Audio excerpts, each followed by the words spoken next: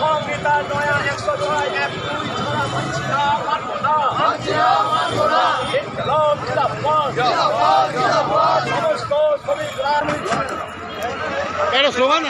Slogan কিসের দাবিতে আপনাদের আজকের এই বিক্ষোভ দাবি একটাই, যে আমাদের কেন্দ্রে বিজেপি সরকার 146 জন এমপিকে তারা সাসপেন্ড করে বার করে দিয়ে তারা সমস্ত আমাদের জনস্বার্থ বিরোধী শ্রমিক স্বার্থ বিরোধীগুলো পাস করেছে।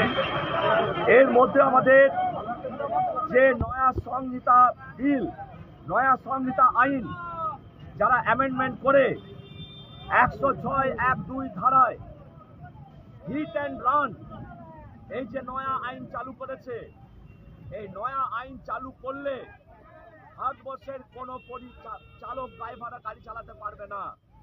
কেন জানেন? যে হিট অ্যান্ড রান কোনো ড্রাইভার তারা ইচ্ছাকৃতভাবে তারা অ্যাক্সিডেন্ট করে না। বিভিন্ন রকমের ইনফ্রাস্ট্রাকচার থাকতে পারে, বিভিন্ন রকম কারোর দোষে সেখানে অ্যাক্সিডেন্ট হতে পারে।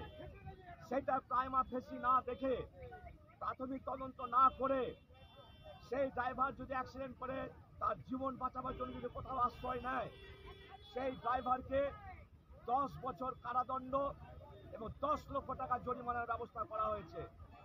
আমার মনে হয় যে অমিত শাহজি ড্রাইভার এবং মাননীয় প্রধানমন্ত্রী ড্রাইভার তারাও তাদের গাড়ি চালাতে পারবে না এই আইন চালু হলে। এবং এই আইন চালু হলে ড্রাইভারদের মধ্যে সবসময় একটা অস্থির মস্তিষ্ক থাকবে এই কালা আইনের জন্য, তাতে দুর্ঘটনা আরো বাড়বে। তাই আমরা সারা ভারতবর্ষব্যাপী এই 106 এবং 102 ধারা প্রত্যাহার করার জন্য আমাদের বাঁকুড়া গোবিন্দনগর বাস স্ট্যান্ডের সমস্ত পরিবহন শ্রমিকরা এক হয়ে আমরা লড়াই আন্দোলনে নেমেছি। আমরা আজকে জেলা শাসকের কাছে গণপিটিশন দেবো। গণপিটিশন দেওয়ার পরে প্রশাসনিক স্তরের সমস্ত কাজ আমরা এই আইনটা প্রত্যাহার করার জন্য তাদের অনুরোধ জানাবো। তারপরে যদি কাজ না হয় তাহলে আমরা পরিকল্পনা করে লাগাতার আমরা কর্মবিরতি পালন করব। অমিত শাহজি আর আমাদের মাননীয় প্রধানমন্ত্রী উনি ড্রাইভার চালিয়ে সারা ভারতবর্ষের এই পরিবহন ব্যবস্থাগুলি সচল রাখবেন এবং আমরা তার সমস্ত কিছু দায়ভার আমাদের সরকারকে বহন করতে হবে, এটাই আমাদের বক্তব্য। জ্বালিয়ে দাও, পুড়িয়ে দাও।